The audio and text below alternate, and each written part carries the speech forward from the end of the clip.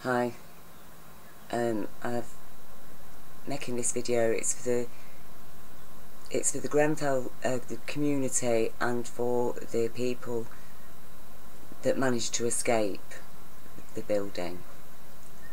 And I'm going to be discussing some very, very important issues here, and I hope, well, I know that the community will get behind this and these people, and they will join in asking these questions, which, you know, I have already exposed in another video that I made earlier today.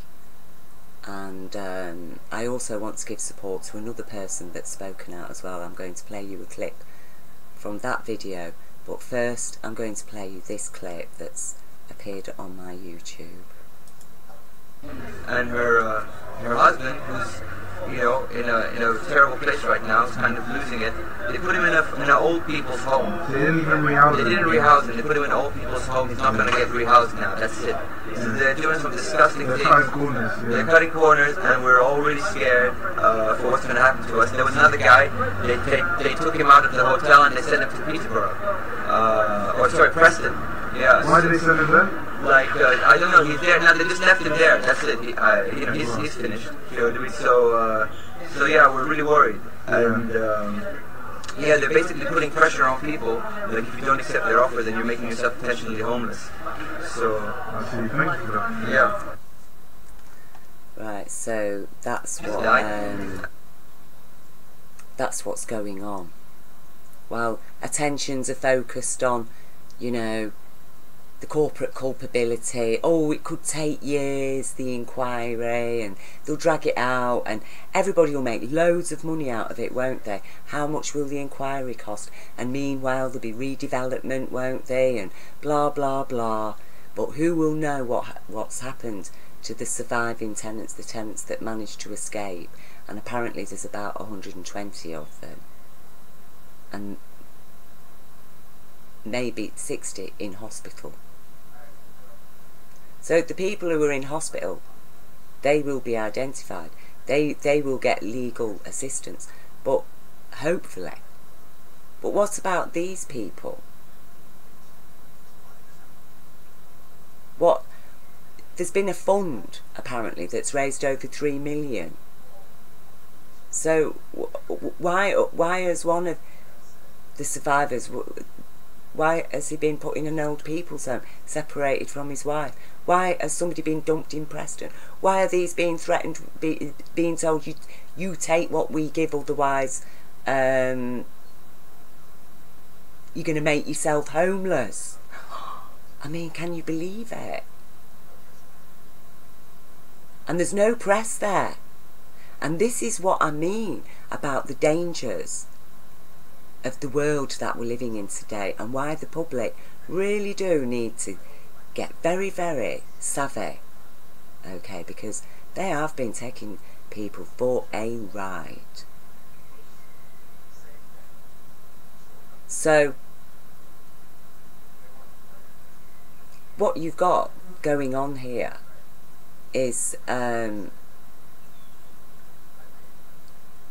it's denial of their rights, isn't it?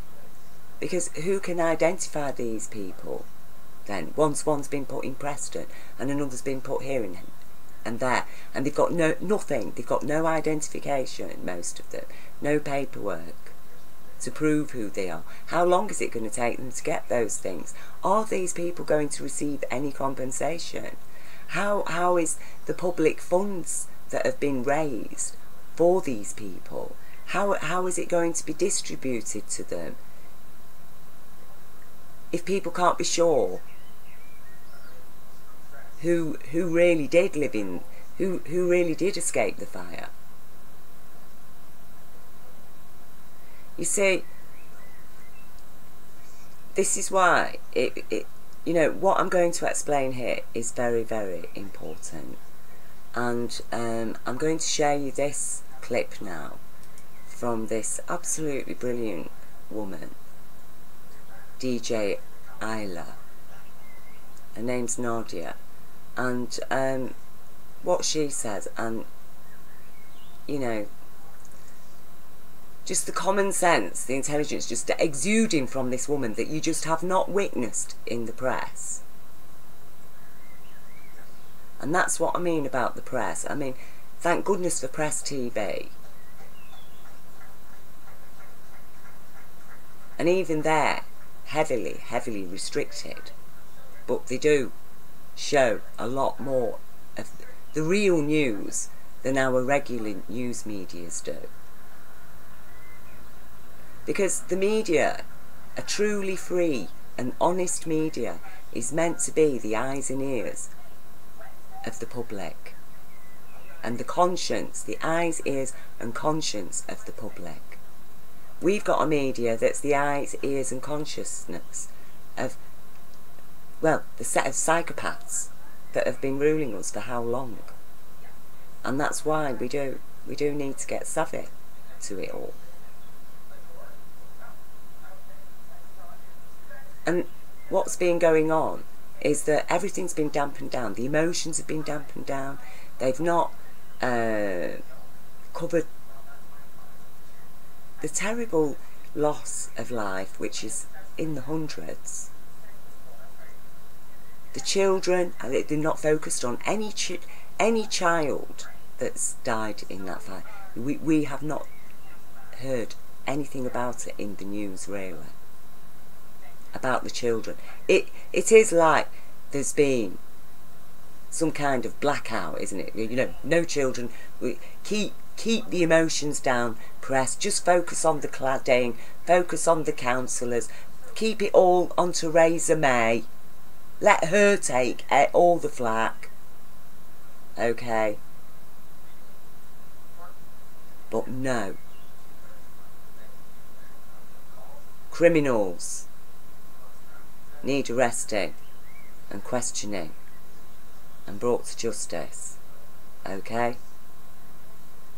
And yes, Theresa May, she's as much responsible for this as the rest of them.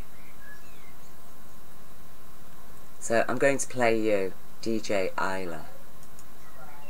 My name's Nadia and I was born and raised in this area. Yesterday I heard what happened and I came down and I brought all my friends.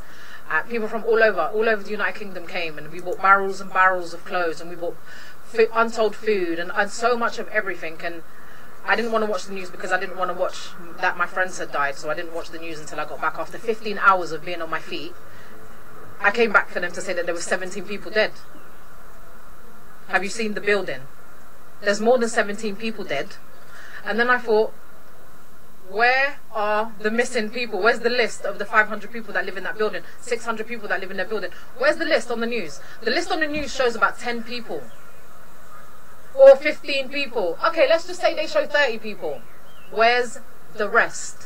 Where's the rest of the 500 people? Why is everyone walking around with missing on their... Where is everyone? Where are the victims? Why are we doing this? Why are we doing it? We're packing boxes. We're sending food. To who? They've died. So what they need to do is they need to pack these boxes and they need to sell them, not send it to Oxfam or Red Cross, because Red Cross and Oxfam are not here helping us. This is the community that are helping us. So you're going to send all this stuff to Oxfam and Red Cross, and they don't deserve it. The people that deserve it are the people that died in that building because they wanted to make it look pretty, and it's an inferno. They burnt them. It was gone in 15 minutes it took to burn. Who's alive? Where are they? Where are the victims? I haven't met one. I've been here for 2 days. I live here. I haven't met one victim. I've met volunteers and I've met people that want to help, but I haven't met anybody. No victims. None of the people that I grew up with. I can't find anyone. Where are they? Where are they? Go and sell it. Sell all the boxes and pay for the funerals, because there's going to be 500 funerals that you need to pay for. This is... I'm not doing it. I'm not volunteering anymore. I'm not volunteering until I see some victims that I'm helping. I came here to help people. Where are they? Show me one. Show me one person. Are you a victim? Are you a victim? Are you a victim? No one's a victim. Everyone's here to help. My friends, all my friends are coming down to help. Pack them boxes and sell them. Don't let them send it to Oxfam and Red Cross, who are not helping us. We have to pay for 500 funerals. Everyone's gone. Do you think someone should be held to account for this? Absolutely, the government. Whoever put that pretty stuff around the that made it an inferno, and the reason that the fire brigade told them to stay in there is because protocol says stay in your apartment. You know why I say stays in your apartment? Because they haven't got that inferno. You know when you see a building and someone's had a fire, it'll be one window that's black, and that's the house that burnt, right? Right. But because they put an inferno, the fire went up, across, and down. They were trapped. How? Where they getting out? You're in a building that's got a fire doing that, and they're telling you to go down the stairs, and they're trying to go down the stairs, and their feet are burning. So we're doing this for who? Who are we doing it for? Everyone's died. Where are they? Where are the people that I grew up with? Where are they? I don't know all these people. I don't even know who's a victim. I don't know who's here to help. All I can say is I haven't seen one victim. And if someone has to stand up and be the bad guy and be the voice, fine, I'll do that. I've got 23,000 followers on Instagram. My name's DJ Isla, and I'm going to promote it to everybody. I'm going to make everyone think. I'm not saying, oh, this is nice what everyone's doing. Yes, great. But who's it for? Everyone's died, and no one wants to say it. Not the news. They don't want to say it. I had to hear a little kid say, my friends have died. Where are my friends? A little kid, 5 years old, 6 years old. Where are their friends? Everyone has died, and no one is telling them. No one is telling people. And we're all here bringing water, boxes, packing, clothes, this. For what? Where's it going? If I find out that this stuff goes to Oxfam or to Red Cross and it doesn't go to the families of that building, because we need 500 funerals paid for. We all went to bed and woke up alright. They all went to bed and woke up with dead family. And there's a kid that got thrown out of a window. Who's paying for that person, that baby's mum who threw out the window? Who's paying for that woman's funeral?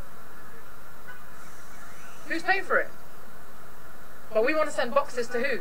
76 people. Okay, sorry. The 76 people, I think we got them. I think they're good. With everything that you've seen, 76 people. Cool. Okay, the 76 people are good. Where's the rest of the 500? Where are they? I'm seeing people walking around with missing on their piece of paper, but the news can't pick it up. I'll pick it up. DJ Isla is my Instagram page. If you want to find out, and if you want to help and find out the truth, go on my page and find out what really is going on. Because the BBC News and all the newsers that are reporting, they're not reporting the truth. They're not reporting the truth. And I'm sick of everyone not saying anything. Everyone doesn't want to. My friends are asking me like, oh, Nadia, are you at the centres? Yeah, I am at the centres. Please look for my auntie. These are my friends. Please look for my auntie. I can't tell her auntie. I don't want to say it. I can't even say it. God bless her. I mean, you know, this is what I mean. It's serious, isn't it? Because we've just seen one of the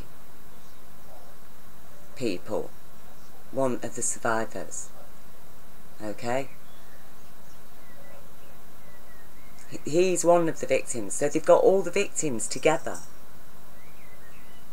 and like the mob that they are, the council are picking them off one by one, aren't they? So at the end of the day, where will the victims be? Who will be able to identify them? Who will be able to talk to them? If any of them come forward and say, oh, well, I lived at Grenfell Tower, well, how can you prove that? Okay. Now, this is where they get well dodgy. Because, like she says, where are the victims? They've been kept away from the community, haven't they? You know, this is how evil they are. And this is what they can get away with when they've got no press watching them. But you see, the public are now the press. We are the press. We're the news. Because the news, so-called, isn't giving us the news. And we can't even trust the mainstream alternative news people, because even half of them are shills. Now, this is why the point I'm going to make now is very, very important, and I'm absolutely sure that DJ Isla Nadia will pick up on this. Okay, and all the community of Grenfell, you need to pick up on this, and also the victims that managed to flee that building.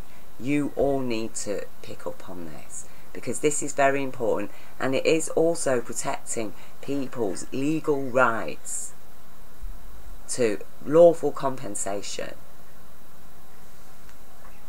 Now,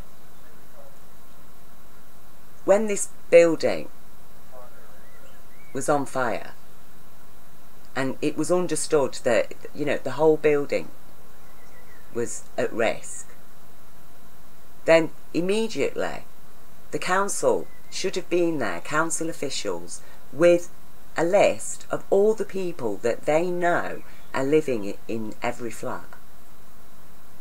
Because they have that list. They've been claiming council tax for every person in each flat. They've got the names. They know how many children were living in each flat. They know the age of the residents, any disabilities. They know all about. They've got a list. They could have. They should, professionally, have turned up with a list and done a roll call.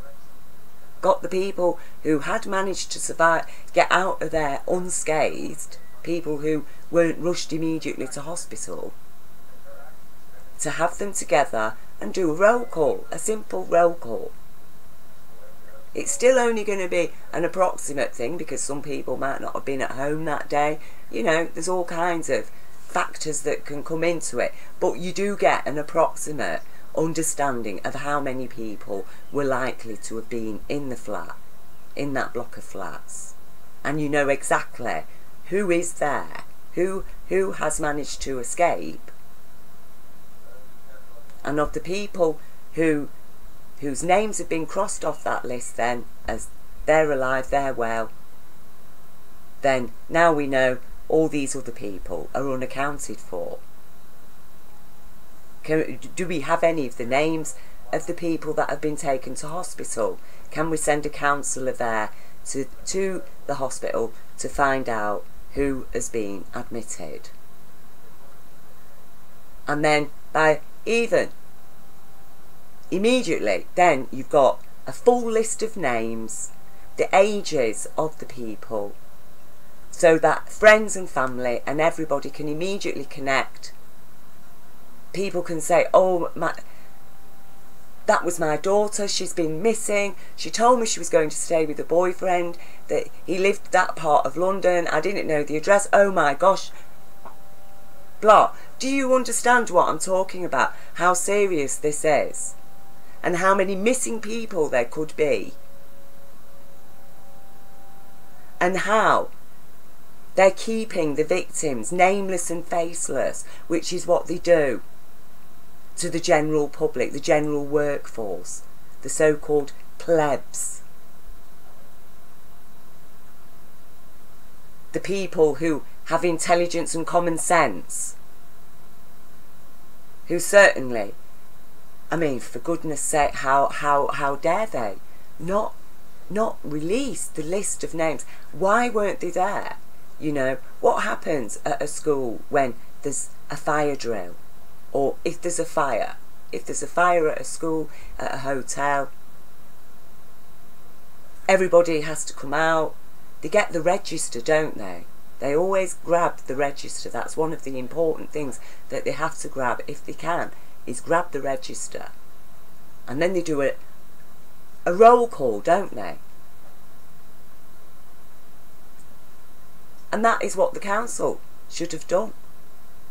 And now the public need to demand now, because I know what they'll be doing. They'll be using data protection and privacy rules.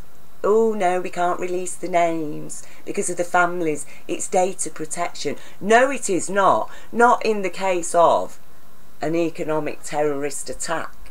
Sorry, this is terrorism. We want those names. We want that list of every resident, their age. We want them, and we want to know that they're accounted for, who is accounted for and who isn't. We want that information now. Because if we don't get it, that means that the people are not going to be getting their lawful compensation, and you lot, it's just going to be all years and years of crap until finally it's happening. Oh, want it terrible. Yeah. And meanwhile, the victims are what? Dumped here and there. No, you're going to release those names. You're not going to hide behind your Data Protection Act. Okay, Kensington and Chelsea Council. ignorant people. How could you? How could you? It's just beyond my comprehension, really, that such people are, you know, running local authorities that haven't even got the sense that, you know, the average school headmaster has. So, you know, a huge love and respect to you, Nadia, and all the people of your community who I know have been doing everything that they can do, and who states that, you know, exhibited such strength of spirit and passion, and in the midst of such tragedy.